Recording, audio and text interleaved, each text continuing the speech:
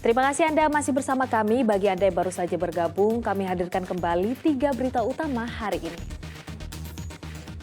Harga kebutuhan pokok terus melambung, pasar sembako murah diserbu warga.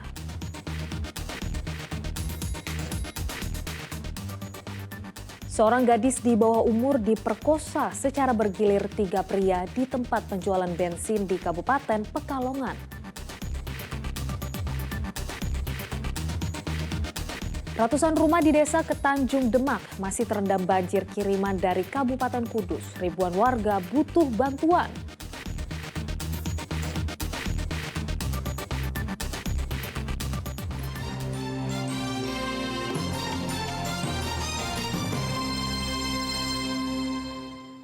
Dua pria mencuri kuda saat pemilik tengah menunaikan sholat di wilayah Barito, Semarang Timur.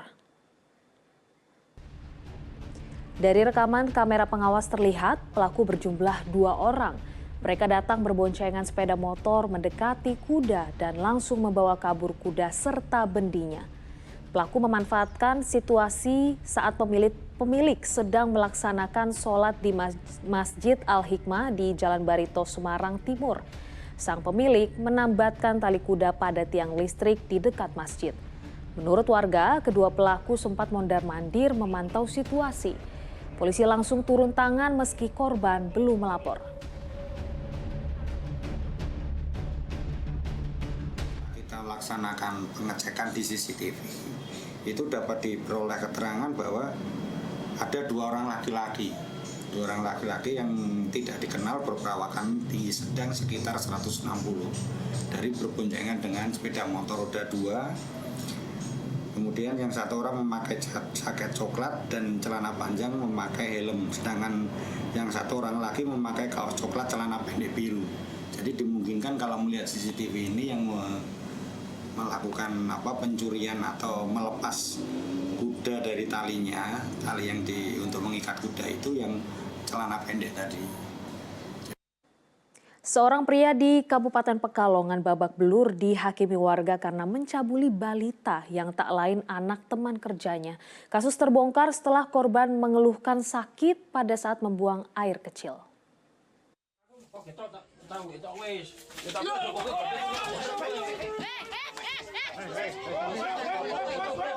Pria berinisial AP alias Toib asal Kabupaten Malang hanya bisa mohon ampun saat dihakimi warga.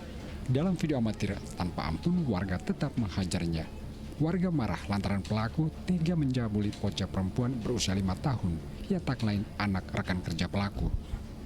Berdasarkan hasil penyelidikan, pencabulan terjadi saat pelaku bertandang ke rumah ibu korban.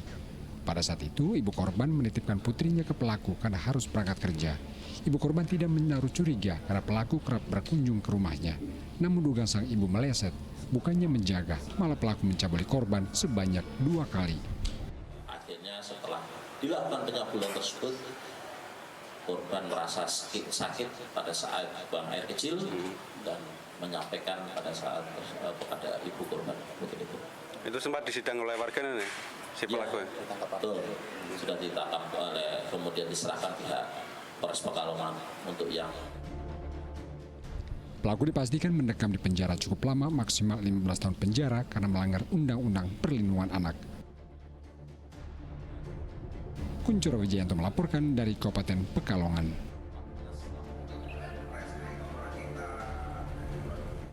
Truk muatan gabah terguling setelah terperosok di jalan berlubang di jalur Pantura Kudus menuju Semarang. Seluruh muatan berserakan ke jalan.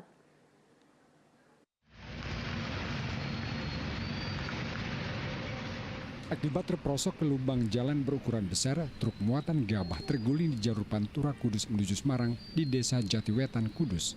Dari video amatir, karung berisi gabah tumpah ke jalan. Kecelakaan terjadi saat truk melaju dari arah Tuban menuju Demak.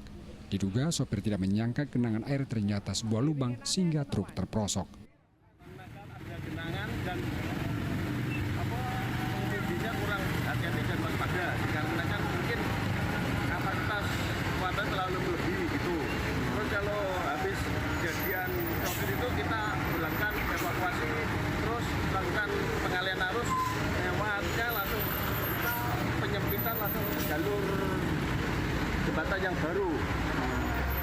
Kecelakaan menyebabkan kemacetan panjang. Petugas butuh waktu 3 jam untuk mengevakuasi truk. Polisi imbau pengendara untuk berhati-hati saat melintasi jalur Pantura karena kondisi jalan banyak lubang akibat cuaca ekstrim. Arif Nur melaporkan dari Kabupaten Kudus.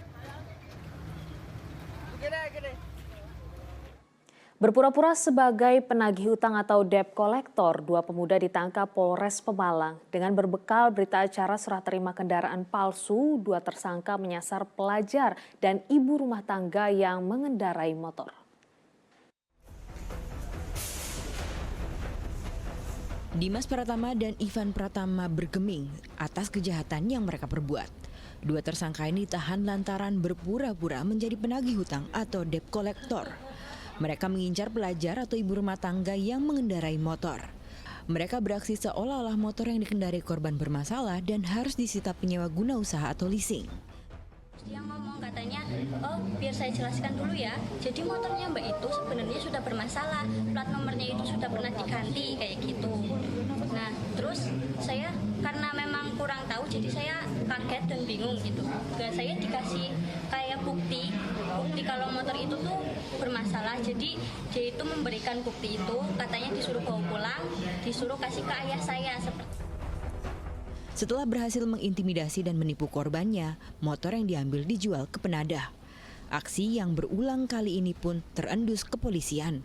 Setelah ditangkap, keduanya mengaku menggunakan berita acara serah terima kendaraan atau BSTK palsu saat beraksi. Korbannya tak hanya yang mengkredit motor, tetapi yang membeli motor secara kontan. Disampaikan bahwa nopolnya ini palsu, bahwa kendaraannya ini bermasalah.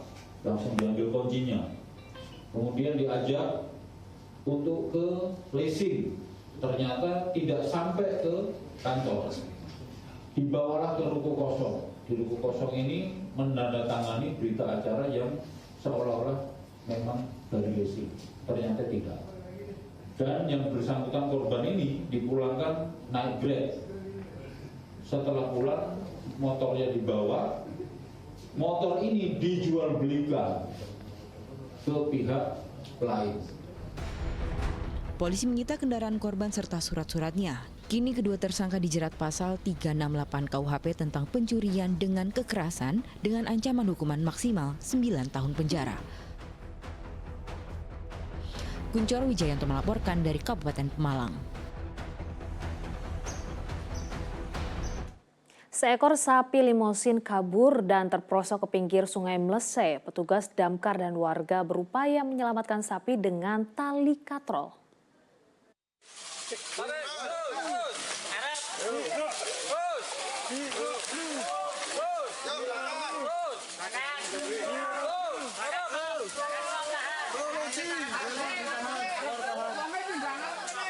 Dengan mengerahkan seluruh tenaga, warga desa Tlingsing Cawas di Kabupaten Klaten bergotong royong mengevakuasi sapi limosin berbobot 400 kg. Dengan bantuan tali katrol dari petugas damkar, mereka berupaya mengangkat sapi yang terperosok ke Sungai Mlese. Kondisi tebing sungai yang terjal ditambah beratnya bobot sapi membuat petugas dan warga kesulitan mengevakuasi sapi. Butuh waktu 20 menit bagi warga dan petugas menarik sapi sampai daratan. Kesulitan karena medannya cukup terjal, maka ini karena sapi masih hidup ya kita agak hati-hati supaya tidak terluka. Dan alhamdulillah sapi bisa terangkat dan dalam keadaan sehat walaupun terlalu kedinginan ya. Awalnya sapi limosin milik Suhadi kabur dari kandang, lalu terpeleset saat berada di sekitaran sungai. Sapi terjebak di pinggir sungai sampai lemas. Kan di pinggir itu banyak uruk-uruk sampah-sampah itulah terpeleset langsung jatuh. Kini sapi milik Suhadi sudah selamat, tak ada luka yang dialami sapi limosin berbobot 4 kuintal ini. Krisna Agung melaporkan dari Kabupaten Klaten. Piton sepanjang 3 meter menyelinap masuk ke pondok pesantren perempuan di Kabupaten Boyolali. Penangkapan ular cukup sulit sampai memakan waktu 1 jam.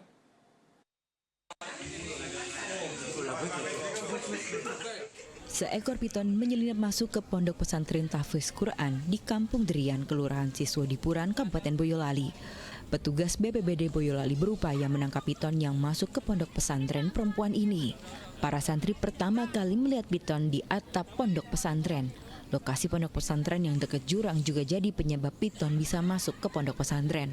Awalnya warga mencari keberadaan ular, namun karena tak kunjung ditemukan, pihak pondok pesantren akhirnya melapor ke BPBD Boyolali. Penangkapan piton sempat terkendala karena gelap dan berada di pohon yang dekat dengan jurang sedalam 20 meter. Bahkan saat ditangkap, piton berupaya melawan dengan melilit tangan petugas. Sisi ular sementara sudah dihalau sama warga karena berseberangan dengan jurang. Dengan kedalaman kurang lebih 20 meter. Jadi penanganan tadi ular sempat naik ke atas pohon, kita juga harus memanjat. Untuk himbauan kepada pengurus pondok pesantren, kita cuma bisa menghimbau agar ranting-ranting yang masuk ke lingkungan pondok untuk dipangkas atau dipotong agar tidak bisa dipakai sebagai jalur lintasan ular. Penangkapan piton memakan waktu 1 jam. Pihak BPBD Boyolali akan melepas piton berukuran 3 meter ke tempat yang jauh dari permukiman warga. Yulianto melaporkan dari Kabupaten Boyolali.